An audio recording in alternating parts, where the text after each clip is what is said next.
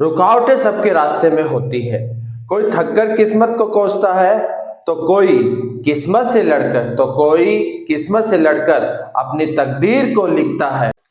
इन्हीं motivational thought के साथ मैं संदीप स्वामी आप सभी का स्वागत करता हूं अपने नए इस यूट्यूब चैनल पर जिसका नाम है सोशल स्टडीज मंत्रा। और आज हम लोग क्लास 9th सिविक्स चैप्टर 2 पढ़ेंगे जिसका नाम है कॉन्स्टिट्यूशनल डिजाइन, यानी कि जो कॉन्स्टिट्यूशन कैसे बना है, इसकी हमें क्या जरूरत है, ये पढ़ेंगे। तो हम लोग इंडिया के बारे में भी पढ़ेंगे, लेकिन उससे पहले हम लोग जान लेते हैं साउथ अफ्रीका में कि साउथ अफ्रीका में कॉन्स्टिट्यूशन कैसे पढ़ेंगे। Democratic constitution in South Africa, और जिस पर्सन का सबसे ज्यादा रोल है वो है नेल्सन मंडेला। और इनको क्या हुआ कि 1964 में देशद्रोह और ट्रेजन के आरोप में साउथ अफ्रीका में जेल में डाल दिया था, और उन्होंने अपने लाइफ के 28 इयर्स कहाँ स्पेंड किए, विद इन प्रिजन यानी कि जेल, because he oppose the apartheid regime, क्योंकि उन्होंने जो अपार्थाइड रिजीम साउथ अफ्रीका में होता था उसका अपोज किया था। और ये सिस्टम क्या था वो देखते हैं। अपार्थाइड का मतलब क्या होता है, द पॉलिसी ऑफ डिस्क्रिमिनेशन, यानी कि भेदभाव की policies on the basis of race, skin and colour in South Africa, यानी कि ये पॉलिसीज कहाँ फॉलो की जाती थी, साउथ अफ्रीका में। और इस रेस के बेस पे, स्किन या कलर के बेस पर जो डिफरेंस किया जाता था ह्यूमंस के बीच में, और बेसिकली यहाँ पर डिवाइड कर दिया था पीपल को on the basis of skin colour on 2 categories. First category is white जो रूलर थे यानी कि britisher. Second category is non white में आते थे एक ब्लैक, और सेकेंड होता था कलर्ड। ब्लैक में होते थे जो नेटिव साउथ अफ्रीकन है, जो वहां से बिलोंग करते हैं, और ये लगभग 3/4 हुआ करते थे। कलर्ड में वो होते थे जो इंडिया से माइग्रेट कर गए, which migrated from India. Next, problems faced by blacks. तो इस सिस्टम की वजह से जो ब्लैक्स जो नेटिव थे साउथ अफ्रीका में, उनको काफी प्रॉब्लम फेस करना पड़ता था, उनके साथ काफी भेदभाव होता था। ये पढ़ते हैं। फर्स्ट प्रॉब्लम क्या थी, not allowed to live in white areas, यानी कि जो भी वाइट एरियाज जहाँ पे ब्रिटिशर रहते थे वहां पर इनको अलाउ नहीं किया जाता था। Next problem is work in white area only if had a permit. अगर वो वाइट एरिया में काम करना चाहते थे तो तभी कर सकते थे जब उनके पास कोई परमिट हो, उसके लिए कोई आज्ञा हो। नेक्स्ट, सेग्रीगेशन पॉलिसीज, यानी कि जो ब्लैक है उनके लिए अलग होता था, सब कुछ सेग्रीगेट होता था। So like train, buses, hotels, hospitals, ये सब कुछ क्या होते थे, जो ब्लैक और वाइट इन सब के अलग अलग होते थे। Hospital, school, colleges, cinema hall, public toilets, all separate for white, ये सारे के सारे सेपरेट होते थे। किन के लिए, वाइट के लिए। यहाँ पर जो ब्लैक थे उनको एंटर नहीं करने दिया जाता था। Next, could not visit churches, यानी कि जो चर्च होते हैं वहां पर भी ये ब्लैक पर्सन विजिट नहीं कर पाते थे। वेयर वाइट वर्शिप, जहां पर वाइट पूजा करते थे, वर्शिप करते थे, वहां पर ब्लैक की कभी एंट्री नहीं होती थी। नेक्स्ट, नॉट फॉर्म एसोसिएशन और प्रोटेस्ट, यहां तक कि उन्हें ना तो उस चीज का प्रोटेस्ट करने का अधिकार था और ना ही कोई भी एसोसिएशन बनाने का अधिकार था। Next, not have voting right, इसके अलावा जो ब्लैक होते थे उनको कोई भी वोटिंग राइट नहीं होता था। अभी हमने पढ़ा कि जो साउथ अफ्रीका है वहां पर जो व्हाइट पीपल वो डोमिनेट करते थे, तो और वहां पर अपार्थाइड पॉलिसीज फॉलो की जाती थी, जिसमें स्किन के बेसिस पर वहां की जो पॉपुलेशन उसको डिवाइड कर दिया गया था और उनके साथ डिस्क्रिमिनेट किया जाता था। और उसमें सबसे ज्यादा कंट्रीब्यूशन किसका है, नेल्सन मंडेला का है, जिन्होंने इसके अगेंस्ट लड़ाई लड़ी और 28 इयर्स तक वो जेल में गए। तो वहां पर व्हाइट एंड नॉन व्हाइट के अकॉर्डिंग डिवाइड कर दिया गया था। और नॉन व्हाइट में कौन आते थे, ब्लैक जो वहां के नेटिव थे, कलर जो इंडियन से माइग्रेट कर गए थे। और प्रॉब्लम जो फेस करते थे क्या थी कि वो कभी व्हाइट एरिया में अलाउ नहीं करते थे, साथ के साथ अगर उन्हें जाना होता था काम करने के लिए तो कुछ परमिट लेना पड़ता था और सेग्रीगेशन पॉलिसीज फॉलो होती थी, यानी कि जो भी पब्लिक प्लेस होती थी वो व्हाइट के लिए अलग होती थी। इसके अलावा वो लोग विजिट नहीं कर सकते थे चर्चेस में। नेक्स्ट, ना ही वो कभी प्रोटेस्ट कर सकते, ना ही कोई एसोसिएशन बना सकते थे। इसके अलावा उनको कोई वोटिंग राइट भी नहीं होता था।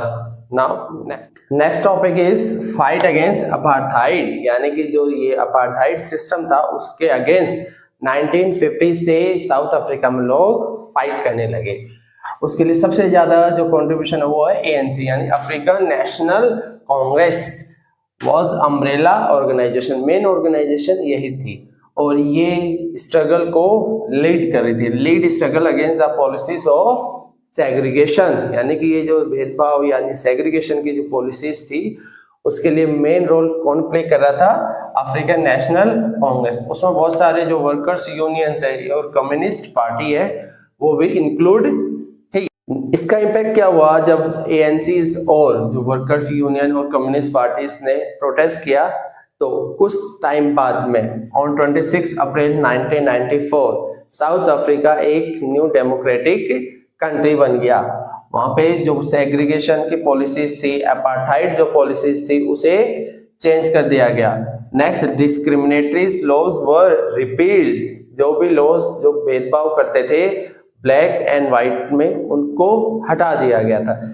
Next, ban on political parties lifted, जो भी पॉलिटिकल पार्टीज पे जो बैन लगा था उसको रिमूव कर दिया गया, हटा दिया गया।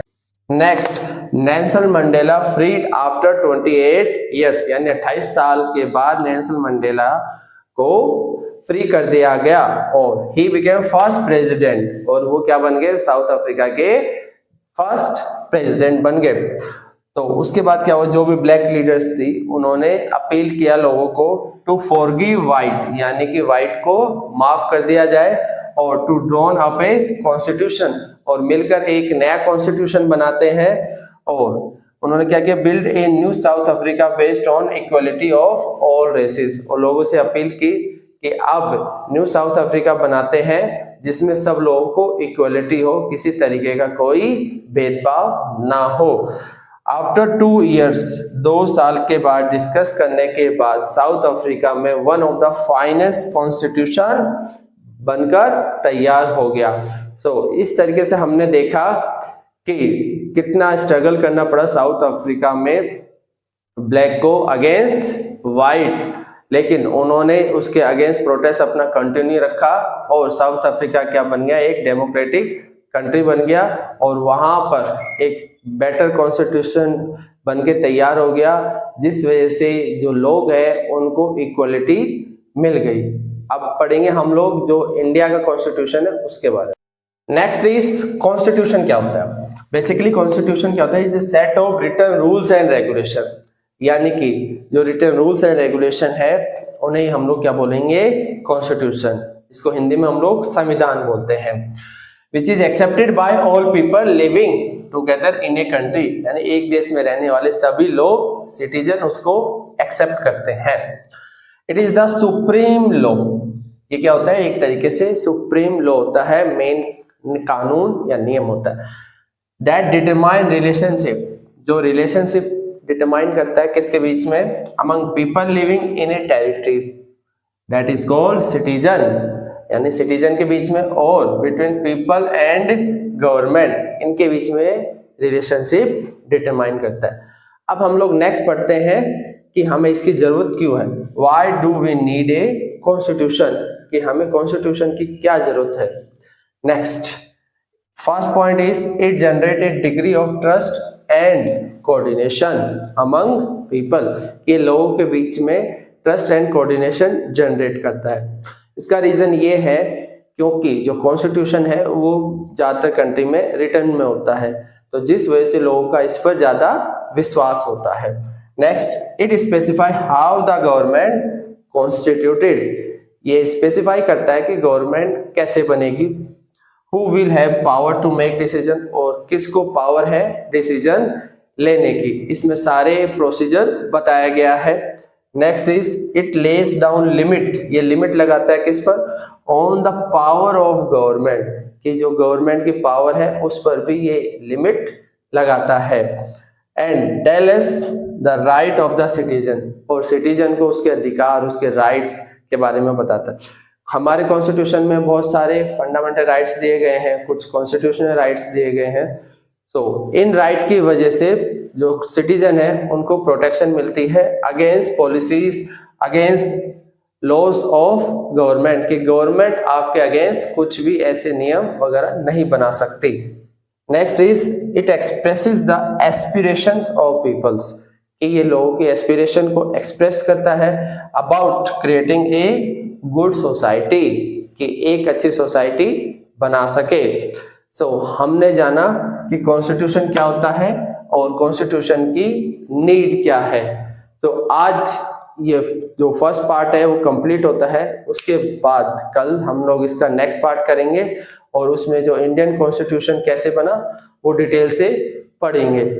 और आज हम लोग सिविक्स क्लास 9 के चैप्टर 2 उसका पार्ट 2 देखेंगे।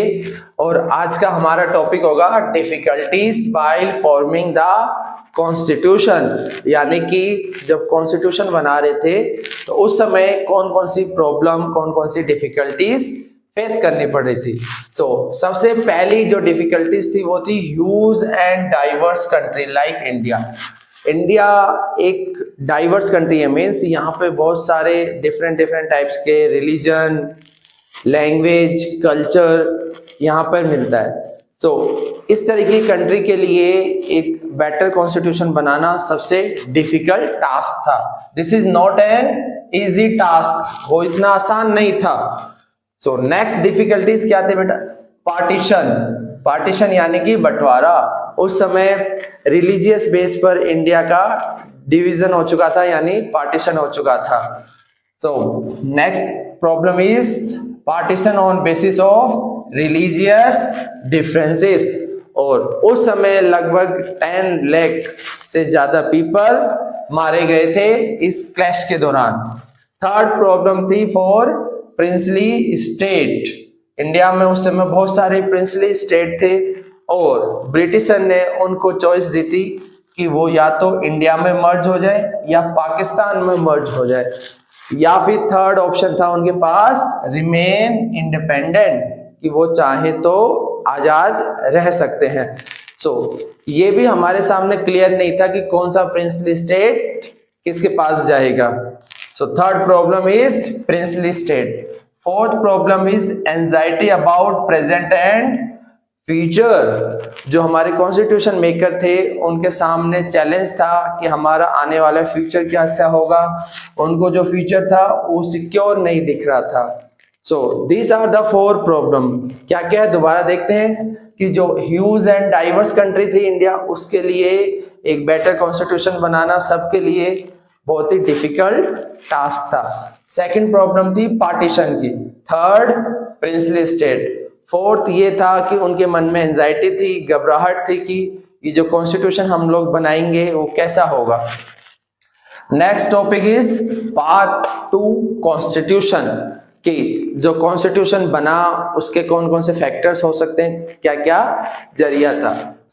उस समय इंडिया के लिए एक एडवांटेज था, some advantage, because not have to create concessions about democracy.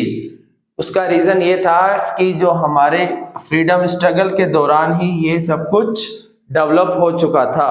ये प्रॉब्लम साउथ अफ्रीका में थी बट इंडिया में नहीं थी, क्योंकि जब फ्रीडम स्ट्रगल इंडिया में चल रहा था उस दौरान लोगों के मन में ये क्लियर हो चुका था कि जब हम लोग आजाद होंगे तो हमें एक अच्छा कॉन्स्टिट्यूशन चाहिए ताकि हमारा जो कंट्री है वो इजिली ग्रो कर सके।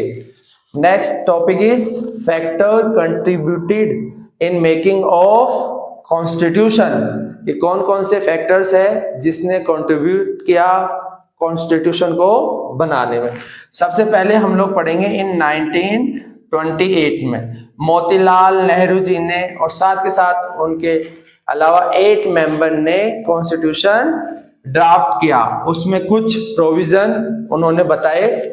नेक्स्ट 1931 इन कराची सेशन, कराची सेशन में भी ये डिसाइड किया गया कि how independent India's constitution look like, कि जो हमारा इंडिया आजाद होगा तो आजाद इंडिया का कॉन्स्टिट्यूशन कैसा दिखेगा। सो इन दोनों में कुछ चीजें कॉमन थी। क्या थी? फर्स्ट, यूनिवर्सल एडल्ट फ्रेंचाइज, यानी कि सभी को वोटिंग राइट मिलना चाहिए, चाहे मेल हो या फीमेल। नेक्स्ट था right to freedom and equality. Second, वो क्या चाहते थे कि सबको फ्रीडम मिले और साथ के साथ इक्वलिटी मिले। थर्ड था राइट ऑफ माइनॉरिटीज, जो माइनॉरिटीज है उनके भी कुछ राइट हो, उनको भी प्रोटेक्शन मिले। ये सारे जो प्रोविजन है ये 1928 मोतीलाल नेहरू जी ने जो कॉन्स्टिट्यूशन ड्राफ्ट किया था उसमें भी थे, और साथ के साथ जो कराची सेशन हुआ था उसमें भी ये प्रोविजन अडॉप्ट किए गए थे। सो नेक्स्ट है गवर्नमेंट ऑफ इंडिया एक्ट 1935। जो 1935 का गवर्नमेंट ऑफ इंडिया एक्ट आया था उसमें बहुत सारे जो प्रोविजन है वो कॉन्स्टिट्यूशन मेकर ने उसको अडॉप्ट किए थे। Adopted many provision of this act. So next point अभी देखते हैं। Next point is many leaders inspired by other countries constitution. बहुत सारी जो अदर कंट्रीज है उससे हमारे जो लीडर्स है वो इंस्पायर हुए थे। चलो देखते हैं। First, ideals of French revolution. जो फ्रेंच रिवॉल्यूशन के आइडियाज है उससे हमारे जो लीडर्स है वो काफी इंस्पायर हुए थे। Next, parliamentary democracy in Britain. जो ब्रिटेन में पार्लियामेंट्री डेमोक्रेसी है उससे भी इंस्पायर हुए थे और वहां से भी काफी प्रोविजन हमने अडॉप्ट किए। Next, bill of rights in the US का जो बिल ऑफ राइट्स था उससे भी काफी इंस्पायर हुए। Next, socialist revolution in Russia. So basically in 4 जो कंट्रीज है उससे हमारे जो लीडर्स इंस्पायर हुए थे। नेक्स्ट टॉपिक पढ़ेंगे, very very important, constituent assembly. उसके बारे में पढ़ते हैं। ये क्या थी बेटा? Was assembly of elected representative, यानी कि चुने हुए उसमें लोग थे और उनका क्या काम था? ड्राफ्टिंग ऑफ कॉन्स्टिट्यूशन, यानी कि हमारा कॉन्स्टिट्यूशन का ड्राफ्ट करना, उसको तैयार करना, बनाना। सो वन बाय वन करके देख लेते हैं कॉन्स्टिट्यूशन असेंबली ने क्या काम किया। सबसे पहले जो इसका इलेक्शन हुआ था वो हुआ था जुलाई 1946। सो फर्स्ट मीटिंग कब हुई थी? 9 दिसंबर 1946 को। इसका मतलब जो कॉन्स्टिट्यूएंट असेंबली है वो आजादी से पहले ही मीटिंग कर चुकी थी और अपना काम उन्होंने स्टार्ट कर दिया था। लेकिन जब हम लोग आजाद हुए तो उसके जो मेंबर थे वो भी डिवाइड हो गए, कम हो गए उस पहले जितने थे। सो उसके बाद कितने मेंबर बचे? लगभग 299 मेंबर्स उन्होंने ये कॉन्स्टिट्यूशन लिखा। और उसके बाद 26 नवंबर 1949 जो हमारा कॉन्स्टिट्यूशन है वो पूरा कर लिया गया और उसके कुछ प्रोविजन को अडॉप्ट कर लिया गया था। लेकिन उसको इफेक्टिव कब किया गया? उसके 2 मंथ बाद, on 26 January 1950 our constitution came into effect. इसका मतलब हमारा जो कॉन्स्टिट्यूशन है वो कब पूरी तरीके से इफेक्ट में आया था? वो आया था 26 जनवरी 1950। तभी से हम लोग क्या कर रहे हैं? 26 जनवरी को हर साल रिपब्लिक डे सेलिब्रेट करते आ रहे हैं। दिस डे यानी कि 26 January is celebrated as Republic Day every year. So next topic, आज का लास्ट टॉपिक देखते हैं, वो है why should we accept the constitution made by the assembly more than 50 years ago.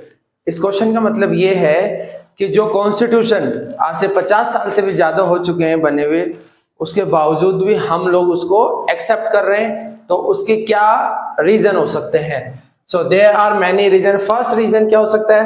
The constitution does not reflect the view of its member alone. इसका मतलब ये है कि जो कॉन्स्टिट्यूशन है वो जो उसके मेकर्स थे बनाने वाले, उसके व्यू को ही रिप्रेजेंट नहीं करता, बल्कि ये सबके व्यू को रिप्रेजेंट करता है। It expresses a broad consensus of its time. इसलिए आज भी ये ज्यादा इंपॉर्टेंट है। नेक्स्ट क्या है?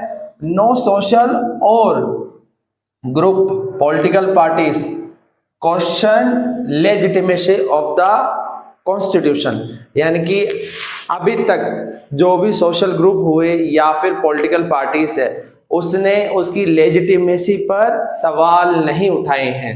Next, the constitution assembly represented the people of India, यानी कि जो कॉन्स्टिट्यूएंट असेंबली थी जिसने कॉन्स्टिट्यूशन बनाया था उसमें जो लोग थे वो रिप्रेजेंट कर रहे थे इंडिया को।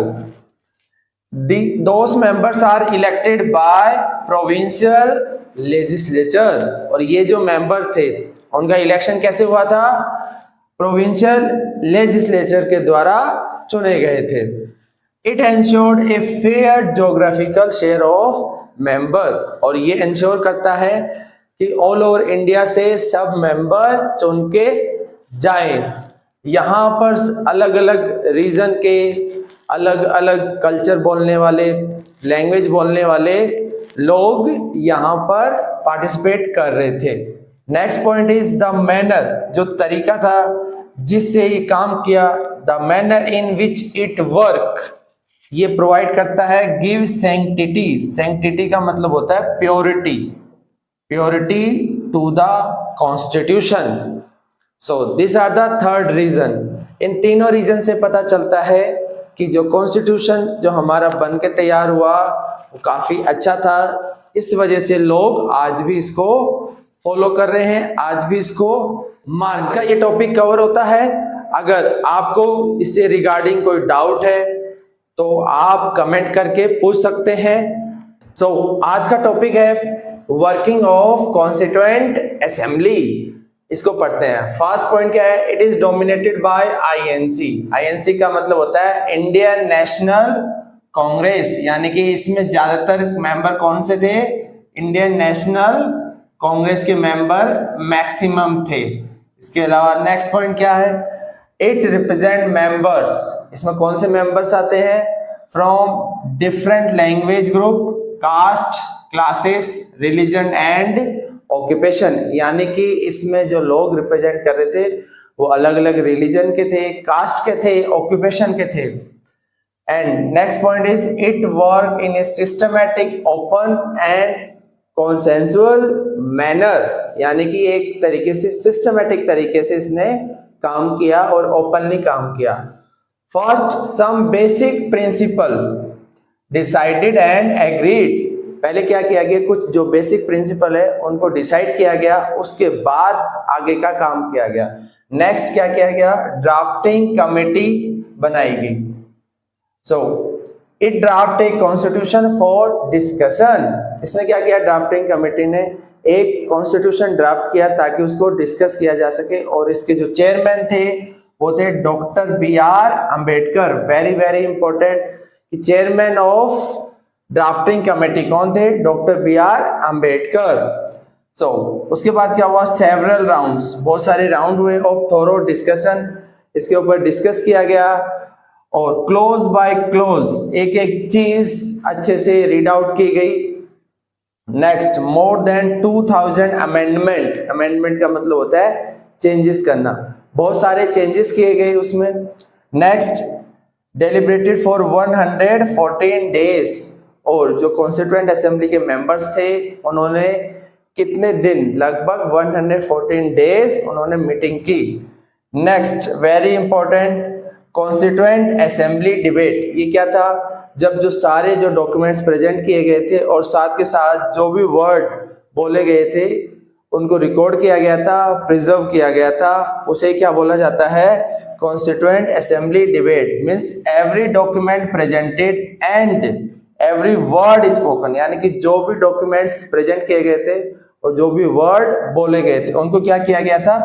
रिकॉर्ड किया गया था एंड उसको प्रिजर्व यानी संभाल के रखा गया है। और इसकी प्रिंट किए गए तो 12 बल्कि वॉल्यूम बनके तैयार हुए। इसका क्या फायदा है? ये हमेशा कॉन्स्टिट्यूशन को इंटरप्रेट करने में काम आता है। It used to interpret the constitution. आज हमने अभी क्या पढ़ा कि जो कॉन्स्टिट्यूएंट असेंबली किस तरीके से काम किया उन्होंने, उसके बारे में हमने जाना। अब नेक्स्ट टॉपिक देखते। अब नेक्स्ट टॉपिक देखते हैं। Next topic is guiding values of the Indian constitution, यानी कि हमारे जो कॉन्स्टिट्यूशन को किसने गाइड किया, किससे इसको इंस्पिरेशन मिली। इसके लिए हमें सबसे पहले जानना होगा, need to understand philosophy of constitution. इसको हमें दो चीज से पता चलता है, एक लीडर्स के व्यू से और दूसरा प्रीएम्बल से। जो मेन जो लीडर्स है वो पढ़ेंगे, पहले है महात्मा गांधी जी के व्यू, उसके बाद doctor BR Ambedkar and last is Jawaharlal Nehru ji. First हम लोग डिस्कस करते हैं महात्मा गांधी जी के बारे में। Mahatma Gandhi not member of constituent assembly, ऐसे वो मेंबर नहीं थे, लेकिन जो उनके व्यू थे उनको काफी लोग फॉलो कर रहे थे। But many members followed his vision and his views. Mahatma Gandhi ji की एक मैगजीन थी यंग इंडिया, जो 1931 में आई थी। ये बताती थी कि जो कास्ट इनइक्वालिटीज है उसको हटा देना चाहिए, रिमूव कर देना चाहिए। इनके व्यू जो कॉन्स्टिट्यूशन मेकर को है काफी ज्यादा इंस्पायर करे। Next very very important, doctor BR Ambedkar, इनको बोला जाता है फादर ऑफ इंडियन कॉन्स्टिट्यूशन। और ये क्या चाहते थे, want political, social and economic equality लाना चाहते थे, और साथ के साथ ये चाहते थे जो दलित है, लोअर कास्ट पीपल है, उनको प्रॉपर तरीके से इक्वलिटी मिले। नेक्स्ट इज जवाहरलाल नेहरू, वो क्या चाहते थे, equality of opportunities to all, यानी कि सबको इक्वलिटी का अपॉर्चुनिटीज मिलनी चाहिए। नेक्स्ट एंड ऑफ पॉवर्टी, यानी कि पॉवर्टी एंड होनी चाहिए। नेक्स्ट टॉपिक क्या है, फिलोसफी ऑफ द कॉन्स्टिट्यूशन, और ये फिलोसफी कहां पे लाई करती है, लाइस इन आवर प्रीएम्बल। और प्रीएम्बल क्या होता है वो अभी हम लोग देखेंगे, पहले फिलोसफी के बारे में जान लेते हैं। The value that inspired and guide the freedom struggle, और साथ के साथ it guide all the articles. Preamble जानते हैं, प्रीएम्बल बेसिकली क्या होता है, जो शॉर्ट समरी होता है कॉन्स्टिट्यूशन का, और basic introduction of our constitution होता है। और ये हमें कहां से इस इंस्पिरेशन मिलती है, USA, from USA। The constitution begins with A short statement of its basic value, this is called preamble and it is like a poem. ये एक तरीके से क्या लगता है, जैसे पोयम हो on democracy, and it contains the philosophy, और इसमें क्या होता है, फिलोसफी, जिसके ऊपर हमारा पूरा का पूरा कॉन्स्टिट्यूशन बना हुआ है, on which our entire constitution build. Next point is very very important, it is soul of our constitution, ये हमारे कॉन्स्टिट्यूशन की आत्मा है। Next point is it provide a standard, ये स्टैंडर्ड प्रोवाइड करता है ताकि हम लोग एग्जामिन कर सके एंड इवेल्युएट कर सकते किसी भी लॉ को एंड एक्शन ऑफ गवर्नमेंट कि वो सही है या गलत है। Last point is it guides all the articles, यानी कि जो प्रीएम्बल्स है वही सारे आर्टिकल्स को गाइड करता है। अब हम लोग जो प्रीएम्बल है उसके जो बेसिक टर्म्स है उनको डिस्कस करते हैं। अब हम लोग देखते हैं जो प्रीएम्बल्स है उसके कुछ बेसिक टर्म्स है उनको डिस्कस करते हैं। फर्स्ट क्या है उसमें, we the people of India, ये क्या डिनोट करता है कि जो कॉन्स्टिट्यूशन है has drawn and enacted by people, यानी कि जो कॉन्स्टिट्यूशन बनाया गया है, इनेक्ट किया गया है, वो किसके द्वारा, थ्रू देयर रिप्रेजेंटेटिव, यानी कि जो लोगों के रिप्रेजेंटेटिव है उन्होंने ही उस कॉन्स्टिट्यूशन को बनाया है। नेक्स्ट सोवरेन, सोवरेन का मीनिंग क्या होता है, it means India is a free country, यानी कि इंडिया पे किसी बाहरी कंट्री का कोई कंट्रोल नहीं है।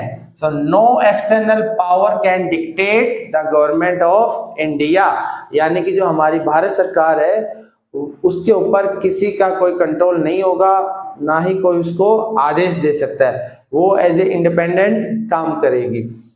नेक्स्ट इज सोशलिस्ट, सोशलिस्ट का मतलब होता है कि जो भी वेल्थ होगी वो is generated socially and shared equally by the society, यानी कि जो भी वेल्थ होगी वो सोसाइटी में डिस्ट्रीब्यूट की जाएगी, और जो लैंड है और इंडस्ट्री है उस पर ओनरशिप गवर्नमेंट की होगी, ताकि सोशो इकोनॉमिक इनइक्वालिटीज कम की जा सके। Next is secular, very very important secular word. इसका मतलब होता है नो ऑफिशियल रिलीजन, कि वो कंट्री जहां पर कोई ऑफिशियल रिलीजन नहीं होता, जहां पर सारे रिलीजन इक्वल होते हैं। Next, all religion are treated equally by government, जहां पे जो गवर्नमेंट क्या करती है, सारे रिलीजन को इक्वली ट्रीट करती है। Next concept is democratic. Democratic का मतलब होता है where people elect their ruler, जहां पर लोग क्या करते हैं, अपने रूलर को इलेक्ट करते हैं, and they enjoy equal political rights, और उन सबको क्या मिलता है, इक्वल पॉलिटिकल राइट मिलता है। Next concept is Republic. Republic का मतलब होता है जहां पे head of state is elected person, not a hereditary position. Hereditary position means जहां पर किंग और जो डिक्टेटर का रूल होता है वो नहीं होगा, जहां पे जो हेड ऑफ स्टेट है उसको चुना जाएगा। Next is justice.